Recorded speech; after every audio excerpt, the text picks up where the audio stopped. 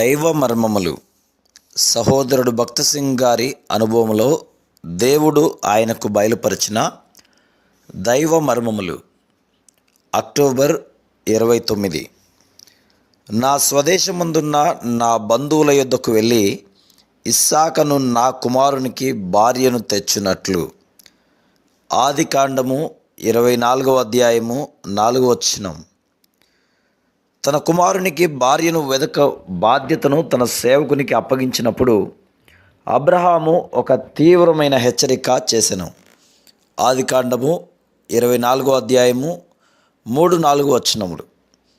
నేను ఎవరి మధ్య కాపురమున్నానో ఆ కనానీయుల కుమార్తెలలో ఒకదానిని నా కుమారునికి పెళ్లి చేయక నా స్వదేశమందున్న నా బంధువుల యొద్దకు వెళ్ళి ఇస్సాకను నా కుమారునికి భార్యను తెచ్చునట్లు ఆకాశం యొక్క దేవుడును భూమి యొక్క దేవుడునైన యెహోవా తోడని నీ చేత ప్రమాణము చేయించదనెను.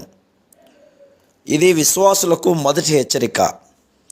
నీవు అవిశ్వాసులతో జతపరచబడలేవు. 2 కొరింథీ 6:14. ఈ మొదటి సంగతి నీ మనసులో ఉంచుకొనవలెను.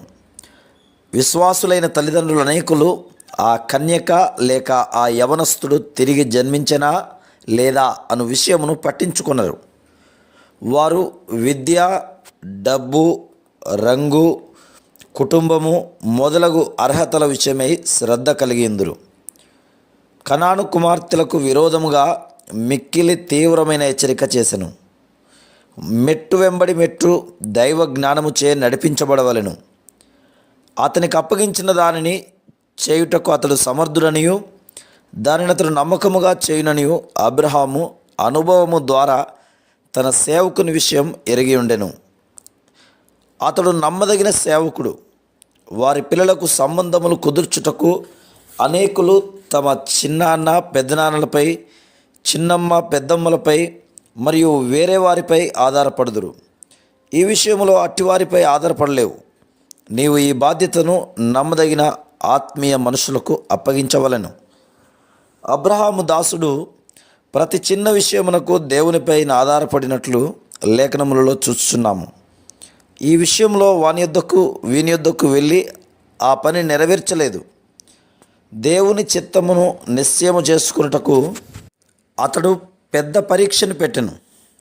అతడు మానవ జ్ఞానంపై ఆధారపడి ఉండిన ఎడల మొదట ఆ కన్యక ఒక అనుకూలమైన కుటుంబమునకు చెంది ఉండినట్లు నిశ్చయము చేసుకుని ఉండేవాడు. అబ్రహాము మిక్కిలి ధనవంతుడు కనుక సమాన ధనవంతులైన కుటుంబము కావాలనండి లోక మర్యాద చొప్పున ఆ దాసుడు నడిపించబడి ఉండేవాడు. కానీ ఇట్టి యోగ్యతలేవీ అతని మనసులో లేవు. ఈ విషయంలో దేవుని చిత్తమును గురించి మాత్రమే అతడు తలంచుచుండెను మరియు గొప్ప విశ్వాసముతో ప్రార్థించెను. అతడు ప్రార్థనాపరుడనియు మిక్కిలి ఆత్మీయమైన వాడనియు ఇది రుజువు చేయుచున్నది. Praise the lord.